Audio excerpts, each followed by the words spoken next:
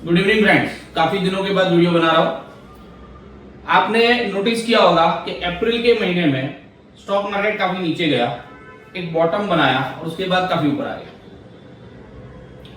ऐसा क्यों हुआ? तो आज मैं आपके साथ बहुत ही इंपॉर्टेंट कंसेप्ट डिस्कस करने जा रहा हूं।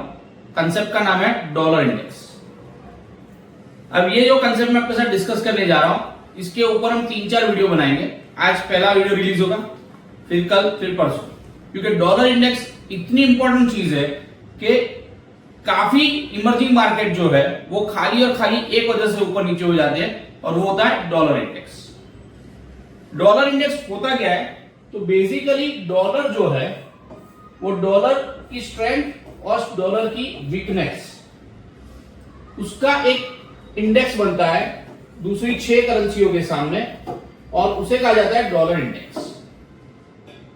अगर डॉलर इंडेक्स ऊपर की साइड जा रहा है तो ये इंडिकेट करता है कि डॉलर जो है वो स्ट्रेंथन हो रहा है, महंगा हो रहा है। अगर ये इंडेक्स नीचे आता है तो इंडिकेट कर रहा है कि डॉलर जो है वो सस्ता हो रहा है, वीक हो रहा है। अब क्वेश्चन ये आता है कि डॉलर महंगा हो उससे क्या होगा और डॉलर सस्ता हो उससे क्या होगा?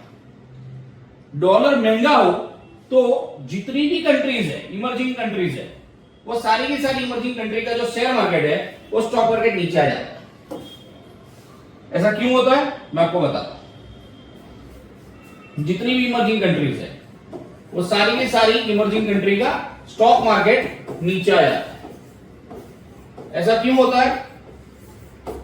ज्यादातर इमर्जिंग कंट्रीज जो भी है उन लोगों ने कर्जा लेके रखा है in terms of dollars. Dollar जैसे जैसे महंगा होता है तो प्रॉब्लम ये आके खड़ी हो जाती है कि उनको अपना डेब्ट रीपेमेंट करने के लिए उनकी खुद की जो लोकल करेंसी है वो ज्यादा यूज करनी पड़ती है। मतलब आपने कर्जा लिया था $100 का, इस एग्जांपल को समझिएगा बहुत अच्छे से, एकदम लेमन की भाषा में समझा रहा हूं क्योंकि सिखाना मेरा काम है, तो एकदम ही लेमन की लैंग्वेज में आपको मैं बता रहा हूं, क्लियर और कर देते हैं ताकि आपको समझने में आसानी रहे।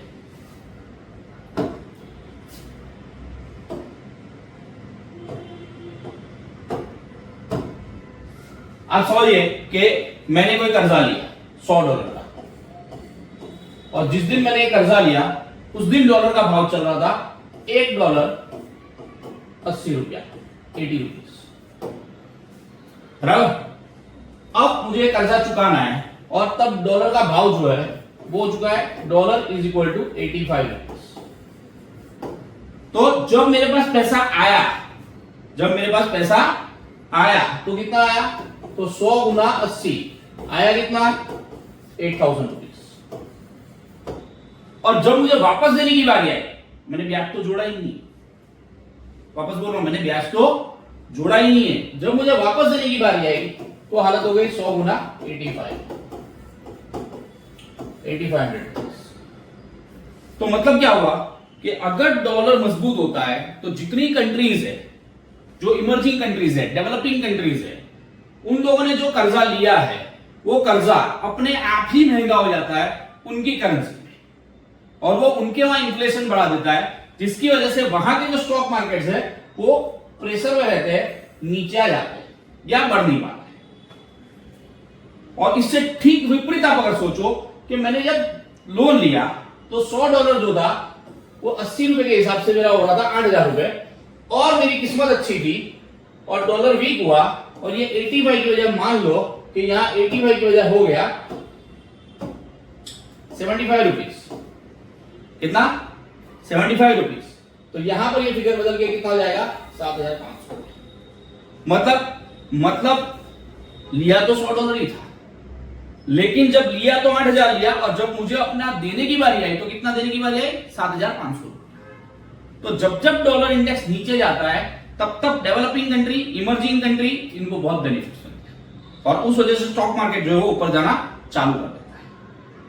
डॉलर इंडेक्स जो बनता है उसमें euro, Japanese yen, Chinese yuan, ये सारी की सारी चीजें जो है ऐसे 6 प्रकार के करेंसीज के सामने डॉलर इंडेक्स को डेवलप किया जाता है। रुपीज उसमें इंक्लूड किया गया नहीं। मैं नेक्स्ट वीडियो में आपको वो रिलेशन भी बता दूंगा। अब ये डॉलर इंडेक्स जो भी है वो नीचे आए वैसे चांसेस मुझे पूरे दिख रहे हैं, रीजन क्या है? रीजन है यूएसए के अंदर भी रेट कट्स आने के चांस पूरे हैं, इन्फ्लेशन पुल ऑफ हो रहा है, जो भी जियोपॉलिटिकल टेंशन है वो काफी टाइम से चल रहे हैं, लोग यूज्ड टू हो चुके हैं, तो या तो वो टेंशन अब खत्म होंगे या यहां से बहुत ज्यादा बढ़ जाए ऐसा दिख नहीं रहा। और जो डॉलर इंडेक्स 114 तक पहुंच गया था वो सरप्राइजिंगली अभी 96 के आजू बाजू आ चुका है और ये और नीचे आके 92 तक जाएगा। और मुझे पर्सनली ऐसा लगता है कि 2001 के अंदर मतलब 2021 के अंदर कहीं जो भाव चल रहा था वो $1 = 73 ऐसा था, तो वापस कहीं ना कहीं आने वाले 2 से 3 साल के अंदर इसी हालत में वापस डॉलर पहुंचेगा। और ये हुआ तो इसके सामने आपको समझ में आ रहा होगा कि नेचुरली फॉरेन डेब्ट जितना भी है वो अपने आप ही कम हो जाएगा, जो किसी भी कंट्री की इकोनॉमी के लिए बहुत ही अच्छा है। और उसी चीज का बेनिफिट सीधा किसमें मिलेगा? Stock market. तो डॉलर इंडेक्स आपको समझ में आया होगा। डॉलर इंडेक्स ऊपर, मार्केट नीचे, डॉलर इंडेक्स नीचे, मार्केट ऊपर। अगर आप देखोगे तो अप्रैल में डॉलर इंडेक्स ऊपर था, मार्केट जो हो गया वो नीचे गया। अब आज की डेट में देखोगे तो डॉलर इंडेक्स 108 से आ चुका है 96 पे और मार्केट बॉटम बना के आ चुका है ऊपर। यहां पर तकरीबन कुछ मुझे ध्यान है तब तक 24 या 23,000 के आजू बाजू निफ्टी गया और वापस वही 25,000 के आजू बाजू आ चुका है। 1700 पॉइंट अपना रिकवरी हुआ है, एग्जैक्ट पॉइंट मैंने नोट डाउन नहीं किया, पर there is a good relationship, inverse relationship between dollar index and market, right. अब डॉलर इंडेक्स नीचे जाता है तो कौन सी इंडस्ट्रीज को ज्यादा फायदा होता है ये जानना होगा। कौन सी कंपनी के स्टॉक्स ज्यादा भाग सकते हैं? मार्केट तो भागेगा पर कुछ स्टॉक स्पेसिफिक एक्शंस हो सकते हैं। यस डेफिनेटली, और उसके लिए आपको कल तक इंतजार करना पड़ेगा। ठीक है, तो कल वापस मिलते हैं ब्रेक के बाद। Thank you for watching lecture.